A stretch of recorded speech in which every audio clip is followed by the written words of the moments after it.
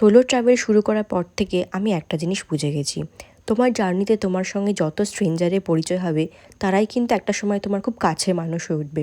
কারণ ফেক বন্ধুদের থেকে এরাই যে আসল এবং আপন এটা তুমি আস্তে আস্তে ঠিকই টের পাবে। যাই হোক, সেদিন ছিল একটা গেট টুগেদার। আমরা ফুল বালি ফ্যামিলি মিলে একটা গেট টুগেদারের প্ল্যান করি। মানে আমি যাদের সাথে বালি গেছিলাম তারা সবাই মিলে আর কি একটা গেট টুগেদারের অ্যারেঞ্জ করি। তো আমি এখানে তাড়াতাড়ি করে রেডি হচ্ছিলাম, আর আমরা এটা ঠিক করেছিলাম একটা রেস্টুরেন্টে। তো এটা ছিল আমার ওভারঅল লুক। তো তোমরা বলে দিও আমাকে কেমন লাগছিলো।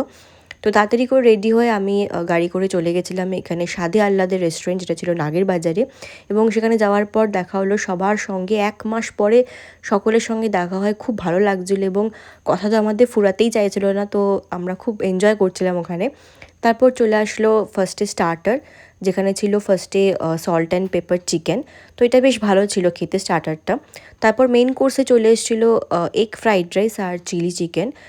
এগ ফ্রাইড রাইসটা ভালো ছিল খেতে, কিন্তু চিলি চিকেনটা আমার সেরকম খুব একটা ভালো লাগেনি, কারণ চিকেনটা একেবারেই স্বাদ ছিল না। তবু ঠিক আছে, খেয়ে নিয়েছিলাম। এমনি ফ্রাইড রাইসটা কিন্তু বেশ ভালো ছিল খেতে। যাই হোক, এখানকার অ্যাম্বিয়েন্সটা কিন্তু ভীষণ সুন্দর, আর এখানে ফটো তোলার জায়গাও আছে প্রচুর। আমি আমার বন্ধুর ভিডিও নিচ্ছিলাম, তো ও ভাবলো আমি কি করছি, তো ও ঘাবড়ে গেছিলো। তোমরা অ্যাম্বিয়েন্সটা দেখতেই পাচ্ছ, কি সুন্দর অ্যাম্বিয়েন্স, এবং এখানে ফটো তোলার প্রচুর জায়গা আছে। আমরা অনেক ফটো ক্লিক করেছি এখানে। যাই হোক, খাওয়া দাওয়া শেষ করে রাত্রেবেলা আমরা বেরিয়ে আসলাম, তারপর গাড়ি করে তো বাড়ি। আর এখানে আমরা আবার নেক্সট ট্যুরের একটা প্ল্যানও করছিলাম। তো সেটাই, সেসব প্ল্যান ট্যান করার পর গাড়ি ধরে বাড়ি চলে আসি। এবং সত্যি কথা বলতে মানুষগুলো এত ভালো এবং এত হেল্পফুল, সেটা আমি বলে বোঝাতে পারবো না।